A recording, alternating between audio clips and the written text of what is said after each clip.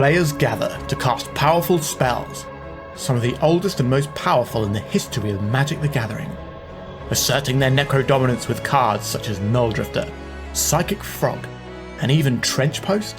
Battling head-to-head in brutal combat, they all have one thing in common: to uphold their legacy and the search for eternal glory.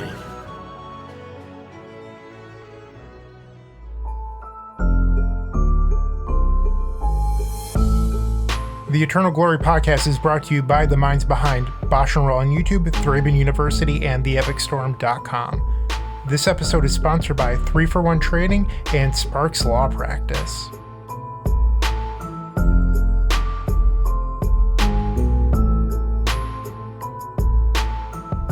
Hello, and welcome to episode 126 of the Eternal Glory podcast, MH3 Early Access Impressions. We've already recorded 30 minutes of introduction and banter for the week, available in our supporter-exclusive pre-show. Check out patreon.com/eternalglory to gain access, or join as a YouTube member for the same content on YouTube instead. I'm Phil Gallagher, aka ThrabenU. I am Brian Coval, aka BoshNRoll. And I am Bryant Cook of the Epic Storm. Join us in our supporter-exclusive pre-show alongside new supporters since the last episode. We've got Blake, we've got Potato David 1987, shout out to Potato David, Alexander K, Felix T, and Salvatore of MTG Chicago. They're a pretty cool YouTube channel doing live kind of guerrilla coverage of paper magic around Chicago. Check them out. This episode is brought to you by Sparks Law, a business transactional law firm owned by Eternal Magic community member Jonathan Sparks. If you're an entrepreneur, business owner, or gig worker looking to start your own company, Sparks Law can help you with partnership agreements, contract reviews, intellectual property protection, or any other business legal questions. If you want to shape your business strategy with a fellow Eternal gamer, reach out via email to jsparks, that's JSPARKS, at sparkslawpractice.com, or call 470-268-5234. 3-for-1 Trading is one of Europe's leading Magic the Gathering traders. Their online shop has a fantastic selection of high-end Magic cards, especially for vintage, legacy, and old-school players. You can find them at shop.3for1trading.com or visit their booth at major events. They run weekly sales, and new, individually scanned high-end cards are added every Wednesday. Use code ETERNALGLORY to gain our community-exclusive offer of free worldwide shipping on your first order over $500 and experience their world-class customer service and exact grading for yourself. And if you would like to advertise to over 10,000 Eternal gamers every single episode, reach out to us. We're always accepting new sponsors. This episode, we are talking about Modern Horizons 3, which we are recording this on Tuesday, June 11th, which means we got early access as MTGO creators to play this set for about 12 hours last Friday, and that's what we're going to be basing most of our conversations on today. We realize that the set will be out in force for 3 or 4 days by the time you're all reading this, or reading? Do you read a podcast? Hearing this, and hopefully this all holds up. But let's jump in first with a card that we are not going to have to talk about, which is Cranial Ram, just pre-banned. Pauper Format panel said, no thanks. We know where this is going. Let's not even get anyone on the hook. I love that. Phil's doing a slow clap. Yeah. Bryant also stoked. So there's 2 events coming out, and they talk about this in their decision, but there's Pauper-Geddon, but there's also the Pauper Creator Showdown. And if they know that this card is going to be over the line, why ruin literally the largest Pauper event of the year? It's always 500 to 600 players in Italy for Pauper-Geddon, and they made a great decision on not sabotaging this event with Cranial Ram and just fixing it immediately. I'm not always the biggest supporter of the Pauper Format panel. I have friends on it. I think that they're wonderful people, but I do think that they waited way too long on Monastery Swiftspear, so I love this quick action on the Cranial Ram. I think it was delightful. Chef's kiss. Yeah, and how boring would the content creator event be if everyone is just playing various affinity builds because, like, it's the low-hanging fruit of, like, what is very clearly going to be busted. And I think instead you are going to have a real event with a lot of innovation and a lot of really cool things to feature on stream or on YouTube or whatever. Yep, great call. And I think that makes Cranial Ram the 3rd card to be banned from a format before anyone ever played it, after Lutri and Memory Jar. Is that accurate? I don't know. Magic historians check me on that, but I'm pretty sure that's the whole list of cards that got banned before anyone even had them in their hand. I didn't know Memory Jar was on that list. I know, like, my childhood brain tells me that Mind's Desire was pre-banned, but I remember, like, we talked about this before, and it turns out it was legal for, like, a week, maybe. Yeah, I don't know. I'm pretty sure Memory Jar had some weird thing where, like, off the pre-release, it was ended up banned and extended or something before it was actually even legal. I don't know. Someone will tell us. Be angry in the comments. Engage. Click the buttons. Be angry for us. Yes. Join our Patreon and tell us how wrong we are. Well, speaking of being wrong, I think I owe you both an apology. Phil can't wait for this. He's already, like, rubbing his hands together. Ah, yes. I thought that Nadu... let me hang this art next to my Atraxa. Oh my God. Phil is taking his shirt off right now for those who are listening to this on an audio medium. There goes the pants. He's so ready for this announcement. I was wrong about Nadu Winged Wisdom. I wasn't like, this card is terrible. Like, I thought it was just like a fine card. I thought it was a little cute. Like, I was like, yeah, you can do Shuko things. I don't know. It's just like a 3-drop that with, like, you have to play a bad card like Shuko with it. Turns out that it's just cracked. And I was wrong. So my apologies to the two of you. You're both big brain geniuses, and I will forever live in your shadow. All right. So when you have baby number 2, just middle name Nadu, right? First name Nadu. Well, yeah, I can't do Thalia, Guardian of Thraben, or I'm sorry, Thalia, Karn the Great Creator, Cook twice. Like, it just can't happen. No, the baby's name is going to be Nadu Sphere of Resistance Trinisphere Cook. Let's not get offensive. We didn't have to put Trinisphere in there. It needs a second middle name. All right. So Brian, you played with this a lot, and I played against this a lot as we were kind of focusing on matches against each other. So I believe we played 4 matches against each other. How many of those matches did I win versus Nadu? 0, and it wasn't close. I whipped your ass, and you switched decks every time, so it wasn't just a bad matchup. It was like 4 different decks just got smoked. Phil got so desperate he pulled out Oops All Spells during the Creator Early Access. What a waste of a match that was, you piece of crap. But I still beat him. Look, I wanted to put one fucking win on the board against that deck after it had just whooped my ass. Did not matter.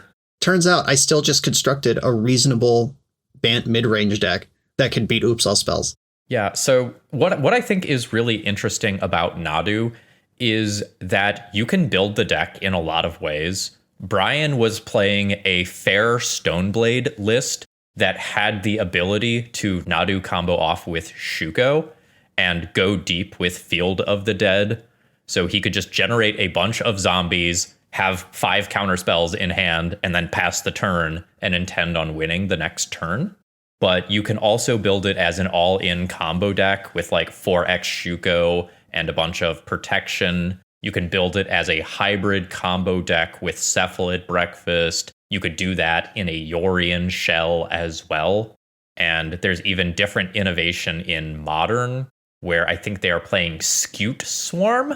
Now I have this ready. It is Springheart Nantuko, which is like Scute Swarm, except costs 2 instead of 3. It's also for Modern Horizons 3, 1 and a green, Bestow for 1 and a green, Enchanted creature gets +1/+1, Landfall. Whenever a land enters the battlefield under your control, you may pay 1 and a green. If Springheart Nantuko is attached to a creature you control, if you do, create a token that's a copy of that creature. If you didn't create a token in this way, make an insect. Basically a lot of words on that card to say Landfall, make a 1/1.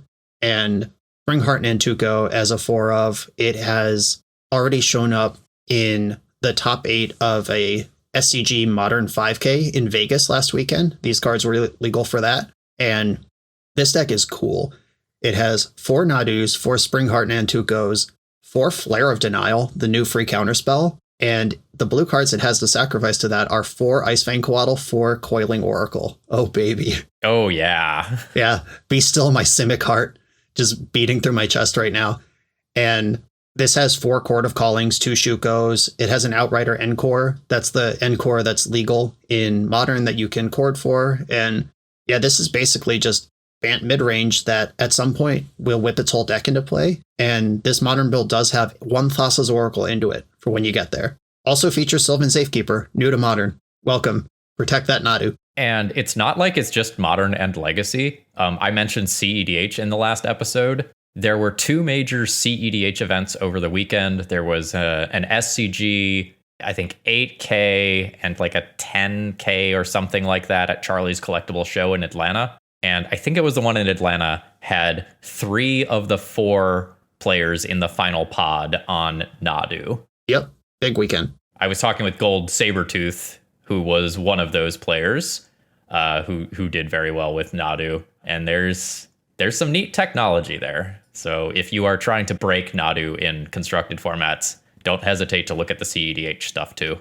And one thing that I don't know if it came up in our last episode where we had not played with the cards yet, but the second and third Nadu are not useless as a legendary permanent, because if you play a second Nadu and Legend Rule kills the first one, all your creatures have a new instance of flip a card. If you target this happens twice per turn. That is insane. Yeah. Yes. Yeah. So if you just hit 3 lands off your first Nadu and have a second one in your hand, you just play the second one and keep shredding.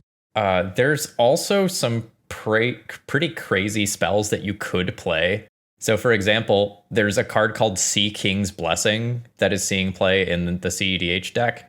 Basically, it can just target any number of creatures and change their color, but it is a way to target every single one of your creatures to trigger Nadu X number of times, where X is the number of creatures you control if you don't have a way to just go infinite. Is that from like Legends or something? It is, with like the Poseidon looking art and the boat. Yo, I'm so excited that card found a home. Anytime I see some unplayable card most people have never heard of from Legends or Homelands or whatever in a deck, I'm just so happy. Well, there is one from Stronghold. Brian, you might be familiar with it. I think that you might have played with it before. Nomad's Encore. Yes, I'm familiar. That one also targets a bunch of creatures for free. Yeah. Normally paired with Cephalid Illusionist. And Danny Batterman posted a list on Twitter this past weekend. I guess he just cut through a legacy event somewhere, wherever he was. And it was a Yorion build with 81 cards. So 81 cards already tells me there's room to improve this list, but it was a Yorion build that had the full breakfast combo and the full Nadu range going, and making it a Yorion deck makes a lot of sense, because before early access, I was looking at Cephalid Breakfast and I was like, where do I put Nadu into this? Either I have to give up completely on black mana to cast Cabal Therapy and Dread Return, or I have to make it a full 4-color deck. Like, what are we doing here? How do I even make this work? But just put 20 cards in. Don't cut anything. Just add. That's the solution. So just in terms of raw stats, Nadu also just impressed me. Like it is, in addition to all of this combo mid-range bullshit that we've already been talking about, it's just a 3/4 flyer. It will just kill you. Like Brian had Noble Hierarchs. This thing was attacking for 5 and it was making all of my removal bad. Like if I fire off a removal at Nadu, the Nadu is immediately replaced by some other card. And the same is true of any other creature on the other side of the board now. It is a very scary card to be paired against. I did see some people complaining on Twitter about it being a 3/4. They're like, why did this thing have to live through Lightning Bolt? This is unreasonable. It's like they very clearly made it a 3/4 for a reason, because they didn't want their 3-drop just being invalidated by one of the most popular removal spells since Alpha.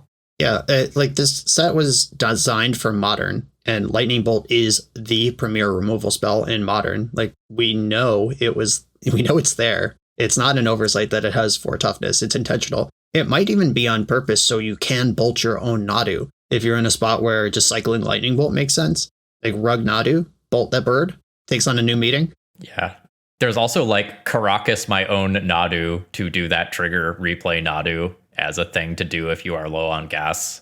Yeah, my bucket list item for Nadu, which I'm sure will come up eventually if I just play it enough, is somebody targets it with removal, and I blind flip Caracas off the top of the deck to both save it and draw another card. Oh man, that's the dream. Yes, that's what I think about when I go to bed and when I wake up in the morning until it happens, and I hope it's on camera when it does. You can set it up with Brainstorm too. Nadu just flips the top card. Like, you can make this play happen. It's just not as cool if you know it's there. I know. Maybe I'll just play 4 Caracas till it works. What about that next card? Probably the card with the most hype out of Modern Horizons 3.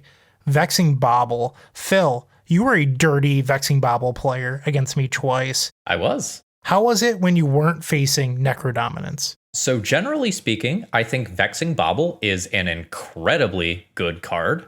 I think it is an Orcish Bowmasters. I don't mean in the overpowered way. I mean in that your strategies are going to have to change and shift to play around this card. Otherwise, it like very clearly will beat you. You know, if you are brainstorming into Orcish Bowmasters, you're going to have a bad time. If you are playing the matchups as if Vexing Bauble doesn't exist, you are just going to lose. But I have played multiple different 4X Vexing Bauble deck lists, and the ability to air quotes shut off counter spells for the entire game is amazing. But something to keep in mind is that Daze is still hard castable at 2 mana. Force of Will is hard castable at 5 mana. So if you don't do something to end the game, those spells do eventually come back on, and you lose some of that virtual card advantage that you are getting by blanking those cards. Another thing with that is that like Thalia, Sphere of Resistance, and Trinisphere also turn off Vexing Bauble because now you're paying mana for the cards. So you really don't want like a Vexing Bauble, Thalia, Hate Bear Prison deck. They are not friends. I did see some Delver players complaining that Vexing Bauble shut off Daze and Force of Negation and Force of Will, which is, you know, kind of what the card was created to do in a modern sense. But I couldn't help but wonder, if you're upset that Vexing Bauble is countering these cards, if this card ends up seeing as much play as the hype, which that's still to be determined. I mean, we're not even in week 1 yet. But if that is true, we might see a return to things like Spell Pierce, Spell Snare, the cards along those lines. I'm not saying that it's going to happen, but it's something we should at least consider. So let's talk about Vexing Bauble versus the unfair stuff, though. I have a decent number of reps now with Vexing Bauble as a hate piece, and I think people don't understand that Vexing Bauble is not a 1 mana I win button versus combo. Oh no, Phil, it is certainly not. It is a 1 mana very good speed bump, and I think Bryant should just tell a story of something that happened in one of our matches. Well, Phil played a first turn Vexing Bauble, and you know Phil gets really giddy, starts clapping his hands, like starts taking off his shirt, and then, you know, past the turn, I went Dark Ritual Necrodominance, and I think I drew a single card, if my memory serves me correctly. And then I passed to Phil, who played like a turn 2 Stony Silence, was it, Phil? Something like that.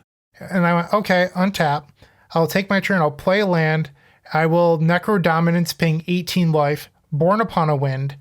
And then I just went Dark Ritual, played out a bunch of zeros, allowed them to be countered by the Vexing Bauble. I think I even forced one of my own spells, Pact of Negation, one of my own spells, and then I Beseeched the Mirror, which has Bargain, which casts the spell for free. Okay, so it's going to counter that spell. Well, if it's Tendrils of Agony, the original one will be countered, and then all the copies go on the stack, and then you make Phil eat shit. That's exactly how that works. I watched that video, and it was beautiful to behold. Bryant found exactly 11 Storm to kill Phil from 20 in his own end step through the Bauble and all the hate. It was a beautiful thing. Yeah, and versus a lot of decks, Necro Dominance doesn't stop Plan A. It just stops the fast mana to get you to Plan A. So, for example, you know, you can Vexing Bauble versus, say, Doomsday, and it might take them off of, you know, some LEDs or Lotus Petals or whatever, but it doesn't stop Dark Ritual, Doomsday, Thassa's Oracle, any of that stuff. So Vexing Bauble is just a perfectly fine card that will see a lot of play. It is batshit insane as an Urza Saga sideboard target. It's very good for some decks that need to resolve some critical spells. Like, I'm using it in a lot of Stompy decks as a turn 1 play with the hope of then resolving some 3 or 4 drop that's very central to my strategy. I honestly think I am the most scared of this card from some combo deck that is not constrained by it, where some combo deck just plays this as a colorless protection spell and then just goes off. Well, that's what Tony Scapone's Jewel deck is doing. So Tony's plan is turn 1 Urza Saga, turn 2 maybe try a Defense Grid or a Grim Monolith or a Key or something. Turn 3 you go and get the Vexing Bauble, and then all of a sudden you play Coveted Jewel and go off because your deck doesn't need 0 mana artifacts. So it is very scary out of the Jewel deck because of Vexing Bauble off of Saga. And really, like, the only way that deck can lose is fizzling, but when you're just copying Coveted Jewel over and over again, I don't see that happening. Yeah, I want to talk about that a little bit, because that was kind of my experience playing against Phil in the early access, where we had a set where I was on like a Dimir Delver deck using Necrodominance to refill, and I hadn't adjusted to Vexing Bauble existing yet, and there were spots where it's like, I don't really have anything going on right now, but I'm under no pressure. Phil has 1 card in his hand, and I have 3 Force of Wills. And then his Saga just tutors Vexing Bauble, and you have to be prepared for Defense Grid to just arrive in play. And it's better than Defense Grid in some situations and worse in others. But when your Delver opponent has 3 mana and a bunch of free counter spells in their hand, you just tutor the Bauble and cast your Karn or whatever stupid thing, and it's going to happen. And they can't really stop it. And what you said earlier about Delver players complaining, good. They're the bad guys. And this is from someone who has a bunch of results with Delver. The fact that people have been talking for years about, like, should we ban Daze or should we ban fetch lands? Like, what is the hit that would actually take Delver down a notch? Just print backstops that make it worse. Vexing Bauble is one of those. And I didn't really register my deck that I was playing against Phil as one that would be weak to Vexing Bauble until Vexing Bauble was in play, and I realized how terrible my hand just became. It was basically Mind Twist in certain situations. I recorded a video today against, I think I was playing against a Delver opponent, and I ended the game with just like literally no idea what was in their hand because a Vexing Bauble hit play, and it was just like, okay, there's some amount of shit over there that is just completely uncastable right now. And like, I don't know if it's Griefs, I don't know if it's Daze's forces, but whatever it is, Vexing Bauble trapped it there. So one thing I would like to point out is Vexing Bauble is not unbeatable. There's cards in the format that answer Vexing Bauble that aren't free. You don't have to play Force of Vigor. You can play an extra Beseiju. You could play Prismatic Ending. Like, there's cards that exist that beat Vexing Bauble, but if you're a Storm player, a lot of people are like, can't play combo anymore, it's over. Like, if you read messages in the Storm Discord, you'd think that like the apocalypse is happening. But the fact of the matter is, Veil of Summer has been one of the best cards for Storm combo in a very long time, and just combo in general. And by playing Veil of Summer, you get to just ignore Vexing Bauble. And if your opponent plays a Vexing Bauble and then you Veil of Summer, you know that they're shut off because they can't Force of Will. Meanwhile, you're protected. Like, you just have a go free button. So Veil of Summer also, like, the same interaction happens with Chalice of the Void. Your opponent plays a Chalice of the Void for 0, you Veil of Summer. Veil of Summer does not care about the blue or black. Your spells just can't be countered. It's an important thing to remember, and that does apply to Vexing Bauble. Yeah, the fact that the premier Storm deck in the format, the Epic Storm, just has main decked 4 Veil of Summers for years anyway, it seems like you're already well set up to not really be worried about Vexing Bauble. I won't lie, Brian. I've been preparing for this Pauper Showcase tournament thing where I've put 0 effort into figuring out what I'm going to do about Vexing Bauble. Like, I honestly just like have not thought about it. I might play a Burning Wish copy or a Void Snare for Burning Wish, but like, I don't know if I'll do anything else. Like, I think that, like, the deck is just fully capable as is. Yeah, just one thing in the wish board plus the Veils you're already playing. Kinda, we're already there. Done. But since we're talking about, you know, Storm combo and stuff like that, is it okay if we talk about Necrodominance now? That is the next one. Yeah, this card's sweet. So if you viewed Magic Twitter before we were allowed to play with the cards, Necrodominance needed to be banned. There was people that are like, this card will be banned in a week, will be banned in 2 weeks, this card's broken. I recorded 15 matches of Necrodominance, so I think that puts me ahead of Brian and Phil. I could be wrong. But I was not impressed by this at all. So first I started out with a build inspired by Storm Brewer Jax, who's very popular on Twitter, has been playing Legacy for a very, very long time. And Jax was one of the first people to recognize Beseech the Mirror with Geiswell, so I trust his opinion. And he built a list. I modeled mine after Jax's, but I wanted to add in Leyline of Anticipation because it's a card that people want to see on day one. And if I don't play it, people are going to ask, where is it? So I played this build that had Leyline of Anticipation and Born Upon a Wind. So what I found with Necrodominance is it actually takes up a lot of slots to add this into your combo deck. So first you need, you know, Dark Ritual. Okay, sure. Most combo decks play that. But a lot of combo decks aren't playing Cabal Ritual anymore. Necrodominance being triple black, you really need to max out on Cabal Rituals. So you're playing 4 Cabal Ritual. You need 3 to 4 copies of Born Upon a Wind. Most people are playing 4. If you're playing the Leyline of Anticipation, now it's 12. And this doesn't even count Necrodominance itself, which is 16. And Necrodominance has a bunch of nombos with it, like you can't really Gaia's Will win after it's in play. You can't Echo of Aeons after it's in play. So it shuts down the secondary engines that you would like to use alongside it. And that becomes a problem. And if you do fizzle off of it, there's essentially no way to come back because it shuts down all these secondary engines. And that was a problem. But the biggest thing is you want to be able to find it consistently, and the card that does that the best is Beseech the Mirror.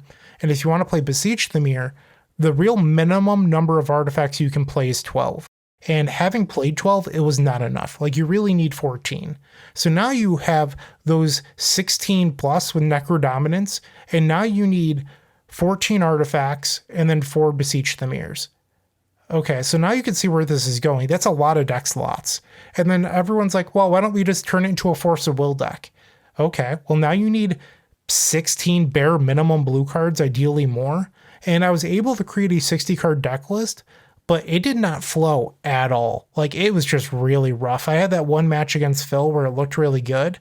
That was the only match I won with that deck. It was definitely a high roll deck where there was a lot of inconsistencies. It didn't feel good playing it. It was just like, it was pretty, you could tell it was a week 1 deck list because it just didn't function a majority of the time.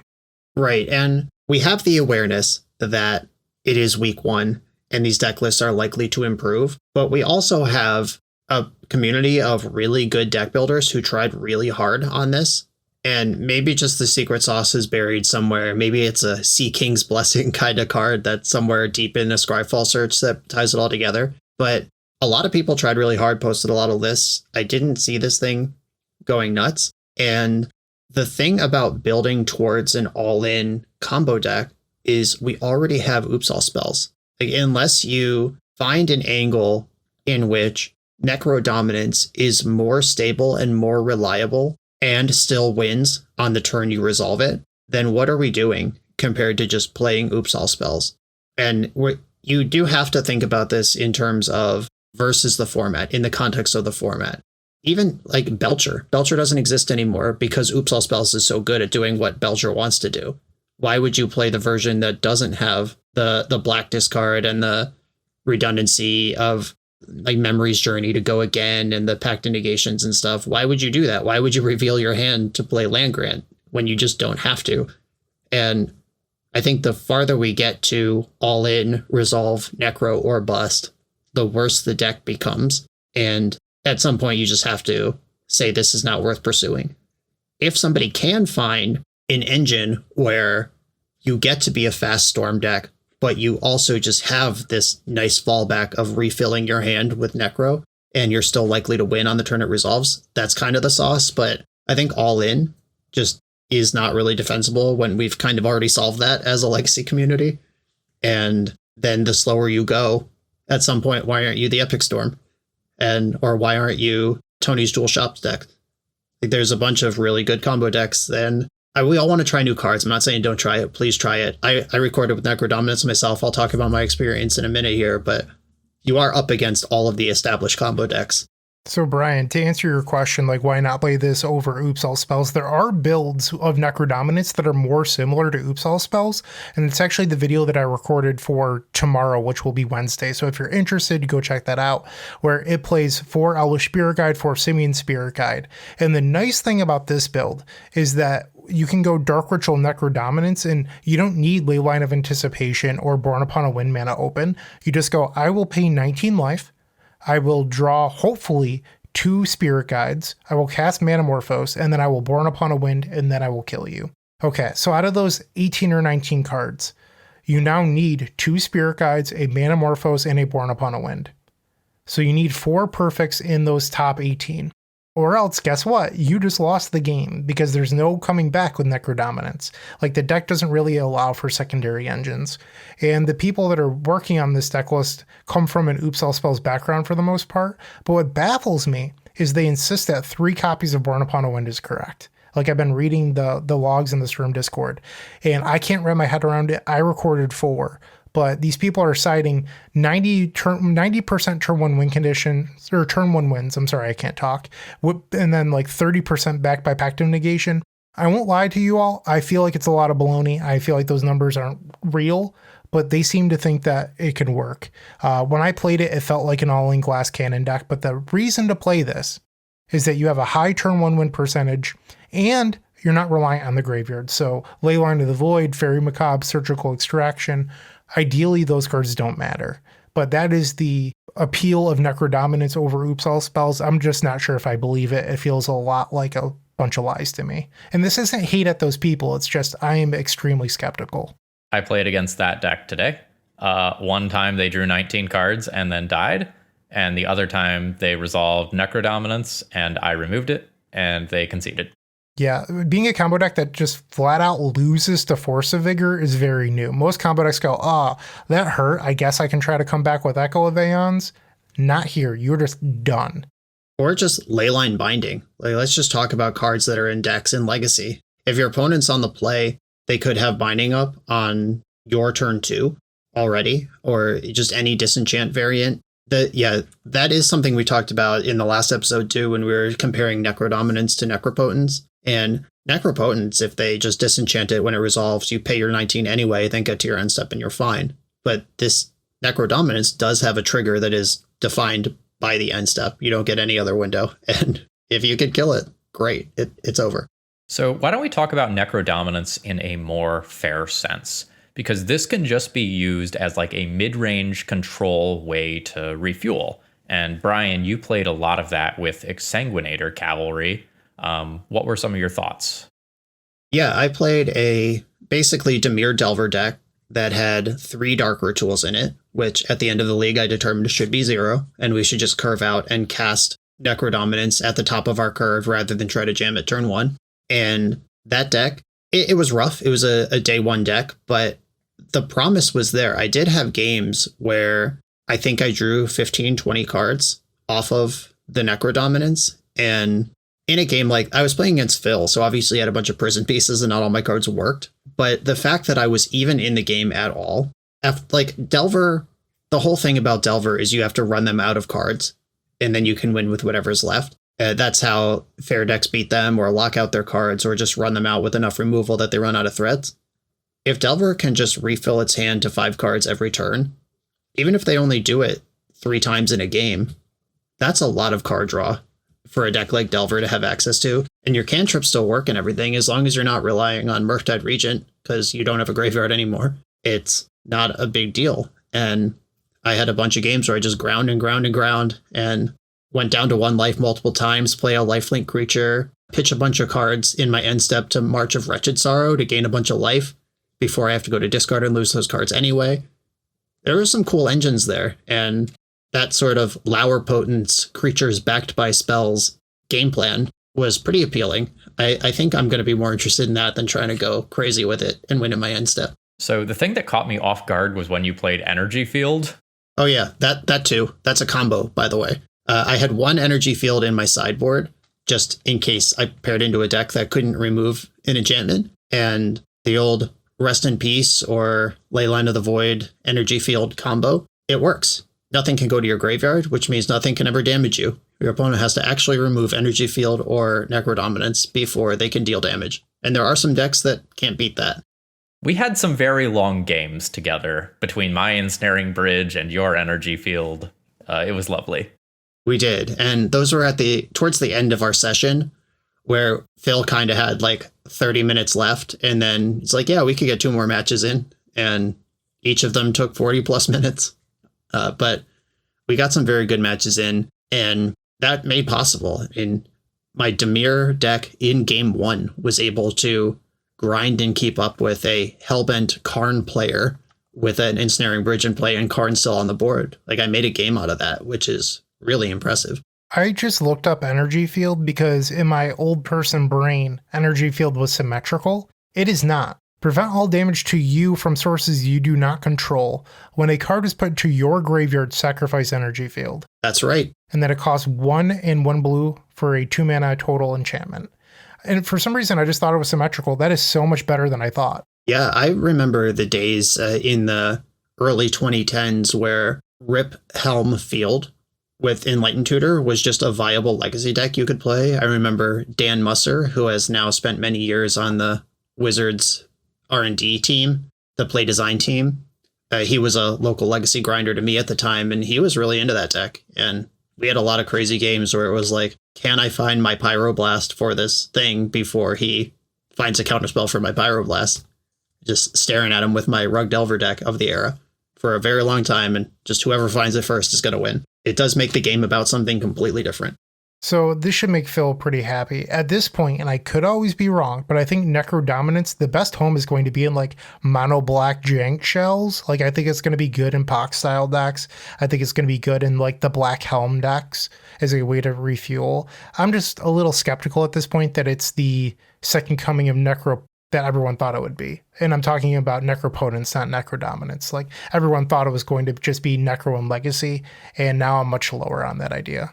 Yeah, I think if you have a consistent way to gain life, such as an Exsanguinator Cavalry or another lifelinker, Necro Dominance as a fair strategy seems solid. I don't know that it's better than, say, Up the Beanstalk or anything, but it seems viable. Right. It's really bad in the Black Helm Mirror, though, because cards can't go to your graveyard. You could just Helm. That's a silly thing that will almost never come up, but, be aware of it if you find yourself in that position. All right. I want to briefly talk about Glaring Fleshraker. So this is the uncommon Eldrazi that pings when a colorless creature enters the battlefield. This was a card that I was super high on, and then I played it, and now I'm a lot less high on it. I was finding that if you use mana acceleration to power it out, then you don't have the cards in your hand anymore to trigger it. And there was this real tension with making the card good. It was very nice reach, and it, looks really good on paper. And I thought it was going to be like my pair for Patchwork Automaton, and then I just found it like clunky and getting stuck in my hand, or not being the best thing to do in the early game, so it was rotting in my hand, and I was not impressed by it in action. It is on my list of cards to record. I do plan on recording like the Carnforge style deck with that in there. I think it has potential. Like Burgie is a card that sees play in Legacy. It is colorless Burgie to some extent, but I think it could be good. Maybe it's a card that needs more finessing in order to get there. I'm not quite sure. Yeah, my experience playing against Phil with it was there were a few games where I was able to get the board stalled out, but I was at like 3, and he just drew 3 colorless spells over however many turns he had and dealt the final 3 to me. It looked pretty solid there. There were other spots where it was like Chrome Mox, Ancient Tomb, this thing, and then Mishra's Bubble, make a 0/1 ping you for 1 past the turn. And I'm not super scared of that. I'm sure there are cards that for 3 mana, ETB, 2/2, deal 1 to target player. I'm sure there's just some draft common filler that would meet that criteria. And that's not what you want to be doing. But a Burgie that you can cast off of Mystic Forge and then also continues to Burgie out once you're Mystic Forging, I think that's where it's going to be the one, if there is a place for it, rather than just like a thing in a Stompy deck next to Patches of Houlihan. I was impressed by one of the other Eldrazi, though, the green one. The half of a Primeval Titan one? Sowing Mycospawn. So this is 3 colorless and a green for a devoid creature. It's a 3/3 Eldrazi fungus with kicker. When you cast it, search your library for a land card, put it onto the battlefield. If you kick it, then you also exile target land. So in the mid game, which I'm considering 6 mana the mid game for a deck that is playing this card, you cast it. On cast, you tutor up your best land, whatever that means at any given time, and you exile one of your opponent's lands. This was very impressive. Where are you putting it? Do you have it in like Cloud Post or? Yes, I do. That makes sense.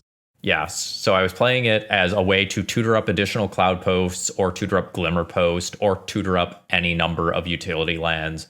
Bojuka Bog, Glacial Chasm, Trench Post in some weird situations. If you are a post player, this card should be on your radar. The fact that you can gain 2 lands on a cast trigger, and it just happens to also be attached to a 3/3, is pretty hot.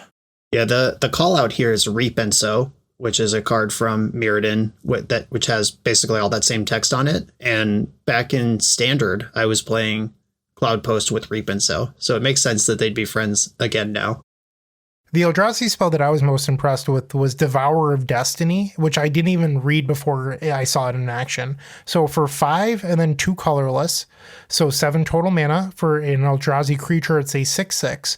And it has the Chancellor ability, which is reveal this card from your opening hand. If you do, at the beginning of your first upkeep, look at the top 4 cards of your library. You may put one of those cards back on top, exile the rest. And then when you cast this spell, exile target permanent that's 1 or more colors. So like Chancellor, the Annex, you reveal it, but you get quality. So you get a little bit of that once upon a time, card selection. So what I really liked about it was that then you could play, I believe it's called Ugin's Labyrinth, and then exile it, and it's your 7-drop to make it tap for 2 mana.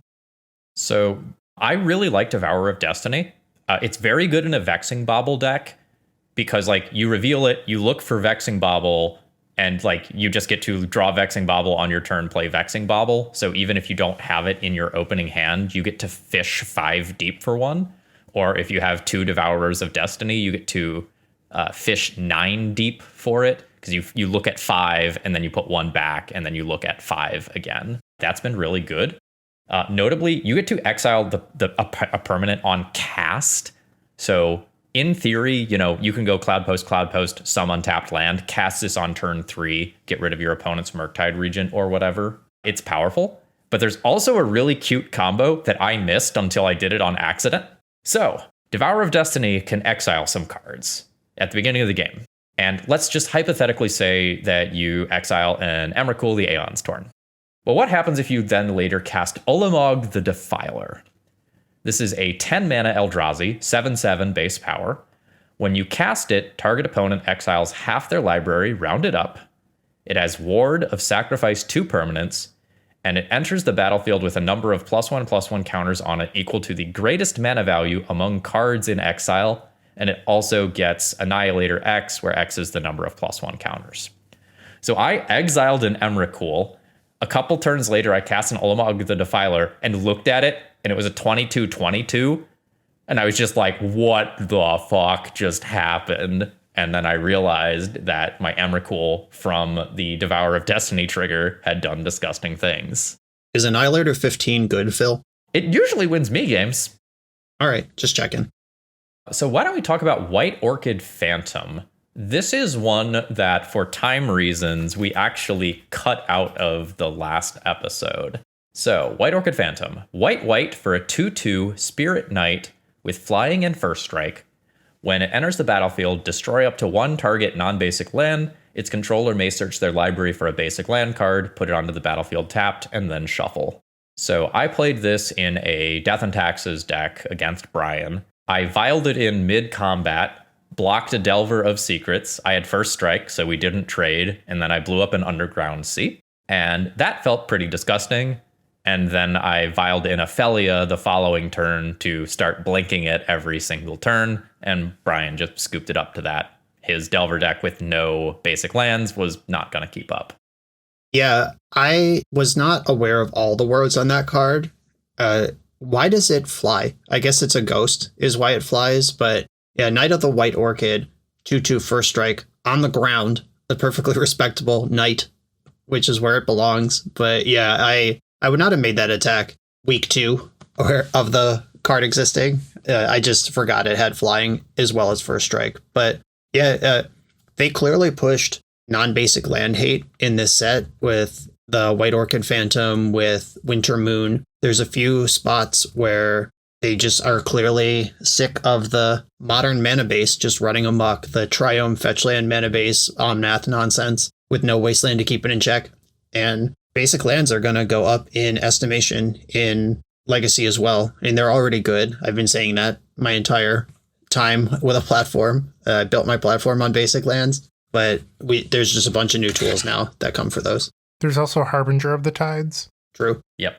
And all this non-basic land hate is coming at the same time that Planar Nexus got printed, which is the one that is every non-basic land type. So it just instantly turns on your Tron lands. It is yet another locus. Man, the Cloud Post fans out there are eating good this set. Your Cloud Posts are hyper consistent now. Felia, I did not play many games with. It was in my deck. I drew it once. I conceptually like that card a lot, but I don't have anything new to add to the conversation. That's Felia Exuberant Shepherd. I'm just acknowledging that on an auditory medium. That sounds kind of like Thalia. If you're listening on 2x speed, we're talking about the dog. One card I did get to play with, I just sort of shoehorned one into my Nadu deck, was Tamiyo Inquisitive Student. This is the 1-mana Planeswalker people have been talking about. It is a 1-mana 0/3 flying, makes a clue when it attacks, and if you draw 3 cards in a turn, it flips into a Planeswalker. And basically what I found is her Planeswalker side doesn't do anything. They balanced around this being a 1-mana Planeswalker. It's not going to take over the game. It's kind of like a Cumberstone. Is that what that card is called? Attacking creatures get -1/-0. It's not a powerful plus, and it can't minus when it flips. The minus is it regrows an instant or sorcery from your graveyard, and if that card is green, you get a mana. So you have to plus it once before you can minus it at all, and you need to have an instant or sorcery in your graveyard to get that. And then the ultimate is like miles away. So I wasn't super impressed with that card, but I also wasn't really trying to leverage it that much. What I was impressed by is that it could carry Shuko and get in for 1 or 2 damage while making a clue every turn in kind of stalled board states. And putting Shuko on it, just 1/3 flying blocker, bricked Phil's entire Death and Taxes board out of combat and really slowed things down to a point where I could start to draw more cards and make better decisions. So putting a power on that through a card like Shuko that is going to start showing up in more blue and green decks anyway might be something to consider when you're deck building with Tamiyo. But I was not impressed. I would just replace it with some other card if I was going to run that deck back. Did either of you two happen to play with Psychic Frog at all? Because I felt like other podcasts out there were saying that this was one of the best cards out of the set. I only faced it once, but as a Storm combo player, my opponent did not want to discard cards from their hand, which makes sense. But in a fair perspective, is this as good as what everyone was saying? I've played like 20 matches and I've never seen this card once. Yeah, I haven't seen it in play yet. I think to make this card work, you need graveyard synergies. I don't think the face value of if I attack, I get more cards, therefore it's okay to discard cards really holds up in the legacy card quality, card advantage equation. I was sent a deck list. It was like one of my Patreon subs sent me a list. They're like, what do you think? I rebuilt Grixis Delver with a bunch of MH3 cards. And what it looked like was they just cut a bunch of Bowmasters and Murktide Regents for Psychic Frogs. And I told them as much. I hope they're not offended I tell this story. And they went back and reworked it because cutting the tried and true thing to try a new thing is fine. That's part of the scientific process that we're all involved in when a new set comes out. But if you're cutting things like Orcish Bowmaster and Murktide Regent, which are tried and true, and this is something I think Phil said way back at the top of the episode, we are in the early phases where everyone's trying new stuff. And when you run your Psychic Frog into Nadu or your Glaring Fresh Raker into Necrodominance, that's good for content. But when you queue any of those decks just straight up into Blue-Black Rescaminator, do any of them still hold up outside of the early access bubble? And that's where cards like Psychic Frog really have to pass the test. So one card that I had never even read until it was played against me was Eldrazi Linebreaker. So this is 1 generic mana, 1 actual colorless mana, and 1 red mana for a 3/3 Eldrazi with Trample and Devoid. At the beginning of combat on your turn, target creature you control gains haste and +X/+O, where X is the number of Eldrazi you control. So this is essentially a 3 mana, 4/3 Trample Haster on its own if you control no other Eldrazi, and gets a lot scarier if you do actually control other Eldrazi. So I played against a pretty respectable Eldrazi aggro deck list featuring this. I was playing a slightly bigger deck and I came out ahead, but this was a card that was not on my radar at all until I got smacked in the face for a large amount of damage that I was not expecting. Yeah, people were kind of excited about that on my Twitter feed from Modern. I saw some Modern lists coming together. I hadn't seen it in Legacy, though. It is cool, though, now that Delighted Halfling exists in the format, because I remember playing Boreal Druid as just a mana dork that could cast Eldrazi, and Delighted Halfling's way better than that card. and you get other random upside if you just happen to have some legends. One card that I wasn't even aware of until someone showed it to me today in a coaching session. I was working on a deck with someone, and they had a few of these in their sideboard. Disruptor Flute. This completely slipped by me in the preview season. This is a 2-mana artifact with flash. As it enters the battlefield, choose a card name. Spells with the chosen name cost 3 more. Activated abilities of sources with the chosen name can't be activated unless they're mana abilities. So this is, I know, this is a, what's that stupid white card, Phil? You're going to have to be more specific. There's a lot of those. The one with these exact words on it, Phil. Ruined Halo, Nevermore. No, the Sentry. Yeah, whatever that is. I'll let Phil think about that. But this was recently on a card that sees a bunch of play in Vintage Initiative. It was in Legacy Initiative too. Anointed Peacekeeper? Anointed Peacekeeper, there we go. Okay, so Anointed Peacekeeper, but costs 1 mana less and has Flash instead of is a 3/3. This is just really interesting because we've never had Flash on an object like this before. Like, you have to be a little predictive if you want the spells with the chosen name cost more text to matter. But if your opponent like taps out for 1 ring, you could flash this and name it and they can't use it. Like, that's pretty cool. Or let Storm beseech the mirror for Gaia's Will, and then in response to Gaia's Will, just name the ritual in their graveyard so they can't restart the chain. Like, those sort of things, they're there. I don't know if this card's actually good, but flash on an object like this is something we haven't seen before. Yeah, as an Ancient Doom gamer, this card seems like something I'm going to play a lot of. This is something that can answer specific problem cards that dodge Chalice and Trinisphere. Show and Tell is one that really comes to mind, where that card doesn't care about your Trinispheres and your Chalices. It's just going to win the game when they get to 3 mana. And this is a way to buy a considerable amount of time versus things that you otherwise normally can't beat. Yep. That was just a cool one that I had not seen until today. I don't think any of us have played, or you played Nethergoyf, Phil. I did. It was not good. Okay. Yeah, you had it in kind of a black stompy scam shell. There was one game we played where you had Dark Ritual, Stalactite Stalker, Nethergoyf. And I think I just like ratchet bombed them all and the game was over. But that was a cool start. Yeah, Nethergoyf is one with a lot of heat on it, and we got to see if it finds a shell. I realized very quickly that the list that had been given to me had 0 removal spells in the main deck, which was just a construction problem. So list was not good, but I am not excited to be recording with Nethergoyf again. Fair enough. We'll put some love into the list and maybe I can do better, but cool. I am skeptical after seeing it in action. So being skeptical of things you see in action, there was a couple creators that were running Oops All Spells, including Phil. He should be ashamed, because Oops All Spells got the new MDFC lands. And then there was a Reddit post this week about if Oops All Spells got a lot better since they could upgrade their Agadeem's Awakening to Bogart Trawler, or I believe it's called like Freed the Profane, the one that kills a creature. But will these be meaningful upgrades? I think they are upgrades, but it's not like they make Oops All Spells that much better. Like the fact that your lands went from being complete blanks to like a card that's useful like 1 in every 50 games, that might even be generous, I don't think are significant upgrades. I don't know how you two feel about that, but it's just been something that's weighing on me. And they're useful in fail cases is my issue, because a card like Witch Enchanter, which is the white one that is on a hill giant that disenchants when it comes into play. Decks that would play that, the white stompy decks, do get to 4 mana. They do care about stuff like Ensnaring Bridge. They would use that.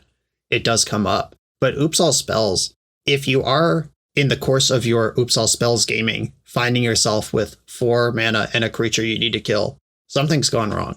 And it's better than blank if you find yourself in that position, but it's not like it's Dark Ritual on one side and Swamp on the other, depending on what you need in that spot. Like, that card is a game changer, but I don't know, an overcosted removal spell, not really doing it for me. I think it's more interesting that you can play more black producing MDFC lands. I think that's the upgrade, but this is also coming at a time where Vexing Bauble has just been printed, which is definitely like an Oops All Spells killer. It shuts down a lot of your mana, shuts down your Dread Returns and whatnot. So I don't know that the deck ends up improving in this meta as a whole, even if it does get a bump. Right. And we got 1 minute left here. So did anyone play with White of the Reliquary? That's the last heater that I didn't really get eyes on at all. I never saw it. No, I have deck lists ready to try it out, but that was I looked at the clock and I was like, my body doesn't have another one in me. I'm done. All right. Well, speaking of our bodies being done, I believe that's the end of the podcast. Anyone have any final thoughts, or are we out of here? I'm just looking forward to playing more Modern Horizons 3. I think that this format or this set is just cracked, and there's so many cards I can't wait to record with.